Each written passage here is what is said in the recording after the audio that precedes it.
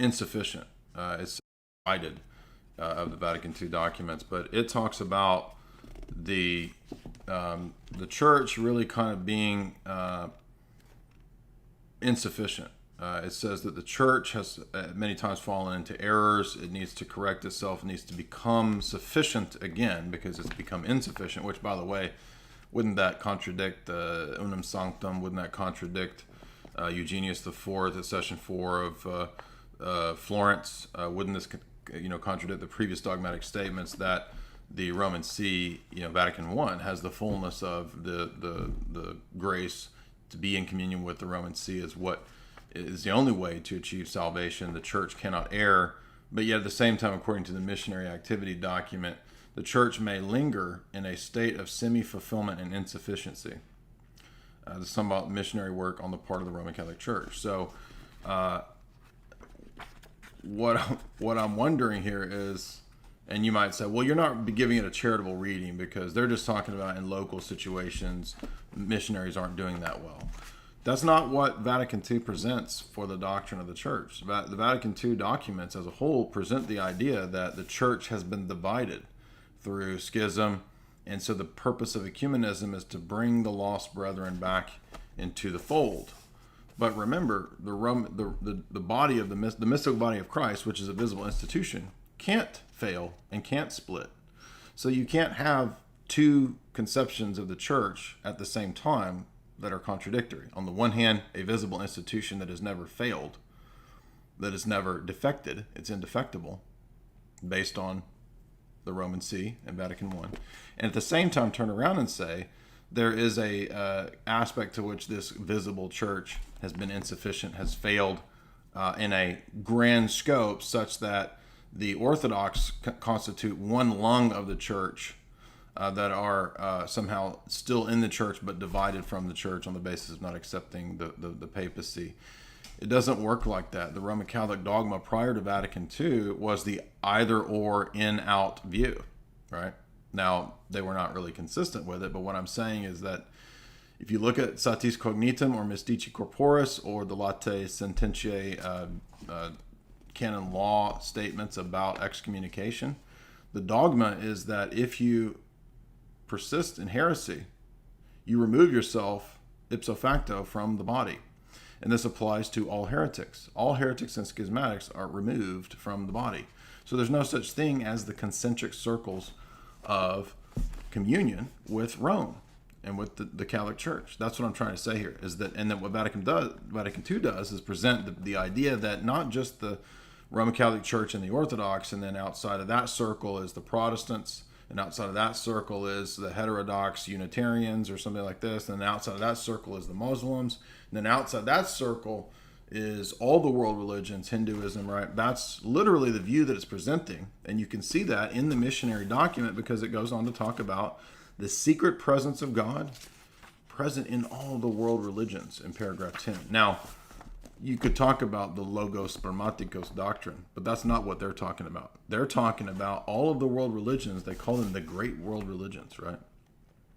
And instead of calling out these world religions as being demonic, as being things that entrap people and confuse them, which is what 2 Corinthians 4:3 says, there's now a positive appraisal of all the world religions, right? In fact, it even goes on to say in the missionary activity document, Catholics and Protestants profess the same faith. Really? Then how 100 years prior to this does Vatican I excommunicate anyone who doesn't accept Vatican I? It's just ludicrous. It's not one faith, right? So, but what is the one faith that they're talking about here? Well, it means ultimately submission to Rome. And that's why they have to go on to say at the end of the missionary activity document that we have submitted the previous views of the church to a new examination in the light of the tradition of the universal church. So Vatican I is very clear. This is at the very end of the missionary activity. It's chapter 3. It's admitting the modernism view here, right? We're re-examining our tradition. Oh, it turns out non-Christians have many correct things about God. And rather than trying to convert, the missionary activity document in chapter 5 goes on to say Catholics should work with Protestants in missionary projects. And in fact, a conversion to Protestantism, right, is not a true conversion. I mean, that's what they should say. I mean, does anybody remember Martin Luther, the bull of excommunication against Luther, the countless propositions and heresies of Protestantism condemned in the hundreds of pages of Denzinger? And yet now the Catholics and Protestants should work together in missionary work in chapter 5. How can you do that if you don't have the same faith? It literally doesn't make any sense. Missionaries should adopt pagan religious traditions, the document goes on to say. Now, the only reason I'm saying all this is that this is where and how we get to Pachamama. It's not just Nostra Aetate. It's not just Unitatis Redintegratio. It's all the documents. It's Gaudium et Spes, right? About global government. It's the document about missionary activity, right? But how many Catholics have gone and actually read Vatican II? I have.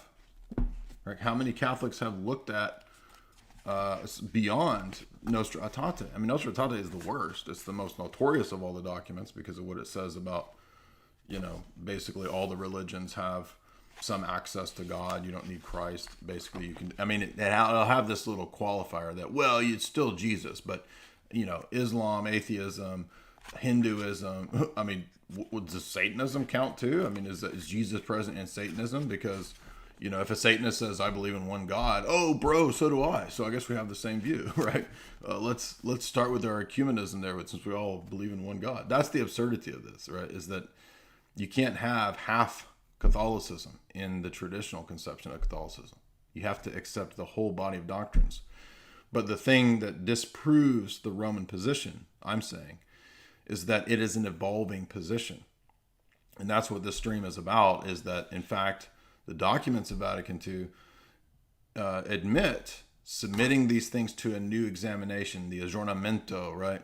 The rapprochement that John 23rd talked about with the modern world, right? That's what the document, the church in the modern world is about reconciling these older medieval notions of the church to the new understanding of human global society and socialism, which is now autonomous.